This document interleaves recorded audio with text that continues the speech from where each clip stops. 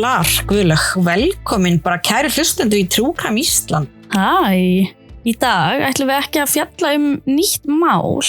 Í dag ætlum við að ræða við ykkur hlustendur beint. En undanfarna mánuði höfum við hellt hjarta okkar og sál í þetta hlaðvarp. Við höfum fengið alveg 1000 hlustana á hvern þátt og viðbrögðin hafa verið hreint út sagt ótrúleg. Við fundum greinilega fyrir því að það vantaði vettvang sem þorði að fjalla íslensk sakamál á faglegan hátt. Já, eins og þið vitið, þá erum við 2 sem erum lögfræðingar og svo 3. í skóla.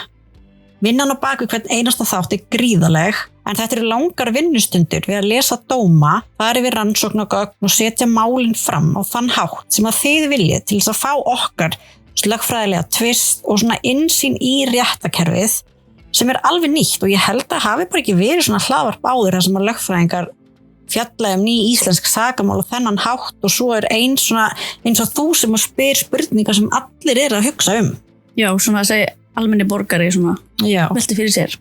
En þetta ekki áhugamál eða sidegig eins og þetta átti að vera. Þetta orðin bara að vinna og okkur langar að gera ennþá meira. Okkur langar að fjalla fleiri mál, fara dýpra og halda áfram að framlega 4 þætti í hverju mánuði og auka þætti þegar tími gefst.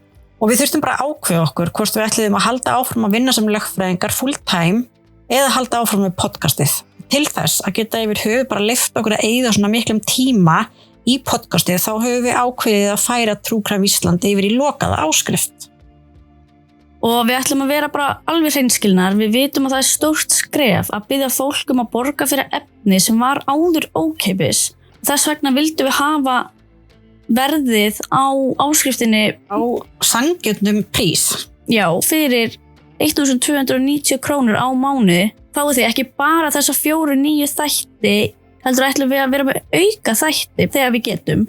Og við erum með lokaðan Facebook-hóp og margt fleira skemmtilegt. Við ætlum líka að taka alla eldri þættin okkur úr opinni dagskrá og þeir verða líka hluti af áskriftarpakkanum. Þið farið bara inn á kratos.is og skráið ykkur og fáið samstundis sendan einkahlekk eða svona private RSS feed í tölvuposti og þið smellið á hann einu sinni og áskriftin ykkar birtist sjálfkrafa í ykkar uppáhalds hlaðvarpi, hvort sem það Apple Podcast, Podcast Addict, Podcast App, Podcast Player.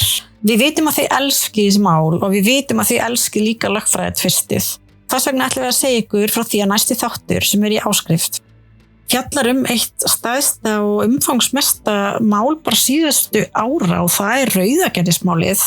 Já, og sjúklega bara stórt og langt mál. Virkilega. Og til að geta hlustað á rauðagerðismálið og eldri þætti sem við erum búin að gefa út og svo bara auðvitað framtíðar þætti, þá farið inn á kratos.is.